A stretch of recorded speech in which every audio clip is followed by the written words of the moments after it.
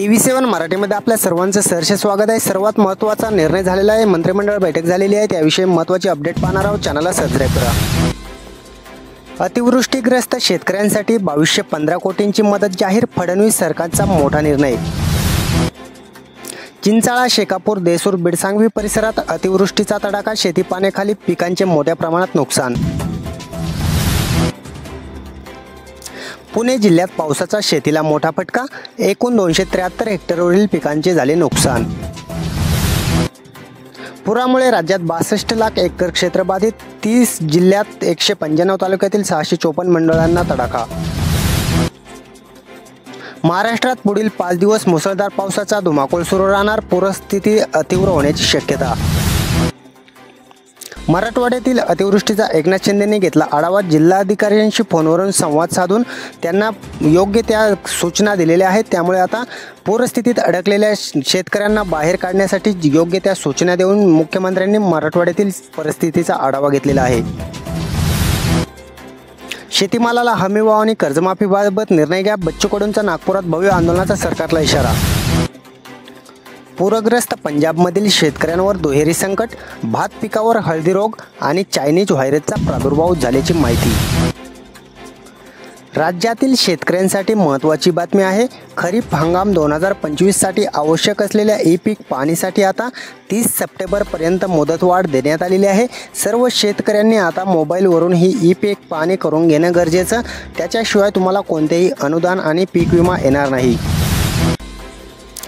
पाकिस्तानात निसर्गाचा हाहाकार, मुसळधार पाऊस आणि पुरामुळे 1000हून अधिक जणांचा मृत्यू। 26 जूनपासून मुसळधार पावसामुळे पाकिस्तानमध्ये 1000 जणांचा आतापर्यंत बळी गेल्याची माहिती समोर येत आहे।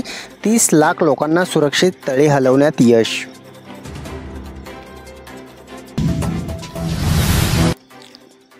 मुख्यमंत्री माझी लाडकी बहीण योजनेचे 1500 रुपये मिळवण्यासाठी आता ई-KYC बंधनकारक, सर्व लाडक्या बहिणींना आता ई-KYC करणं गरजेचं।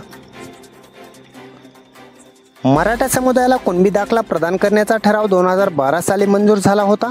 आम्ही कोणतेही नवीन काम केलेले नाही, केवळ कार्यपद्धती सुलभ बनवलेली आहे, उपमुख्यमंत्री एकनाथ शिंदेंचं प्रतिपादन। बीड जिल्ह्यात अतिवृष्टीने झालेल्या नुकसानीचे पंचनामे करून तातडीने मदत करणार, पंकजा मुंडेंनी दिली माहिती।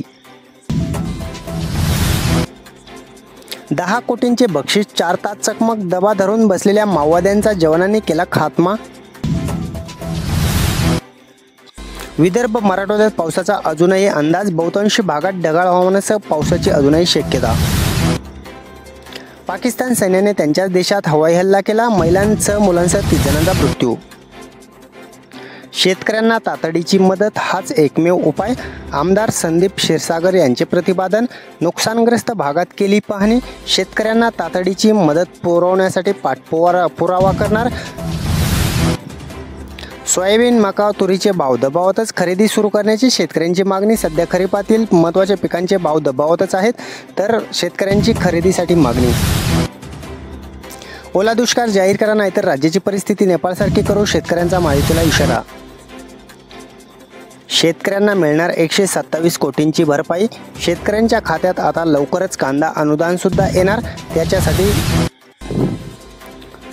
PM मलोनींच्या इटलीमध्ये हजारो आंदोलक रस्त्यावर, बस रेल्वे गाड्या फोडल्या।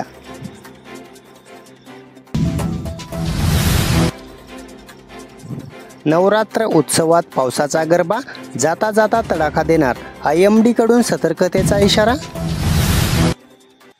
राज्यातील 16 जिल्ह्यातील 230 मंडळात अतिवृष्टी झाली आहे। बीड जिल्ह्याच्या पाटोदा तालुक्यातील थेरला मंडळात सर्वाधिक 158 मिलीमीटर पावसाची नोंद झाली आहे। नगर, सोलापूर, बीड, धाराशिव जिल्ह्यातील बहुतांश ठिकाणी अतिवृष्टी झालेली आहे।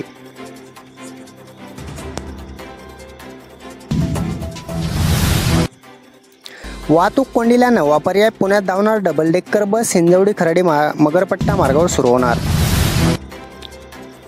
पावसाने मराठवाड्यात तांडव घातला आहे। धाराशिव, बीड, जालन्यासह संभाजीनगरमध्ये आभाळ फाटल्यासारखा पाऊस कोसळला। पावसामुळे शेतकऱ्यांचे मोठ्या प्रमाणात नुकसान झाले।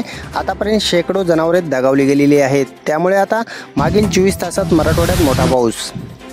उमरगा तालुक्यात परतीच्या पावसाचा कहर, अनेक घरात पाणी, काही ठिकाणी पूरस्थिती, तर नदी नाल्याला तुडुंब भरलेले आहेत। लाडक्या बहिणींना आता EKYC बंधनकारक. महिला व बालविकास खात्याचे परिपत्रक 2 महिने मुदत देण्यात आलेली आहे. सर्व लाडक्या बहिणींनी EKYC करून घ्यावी.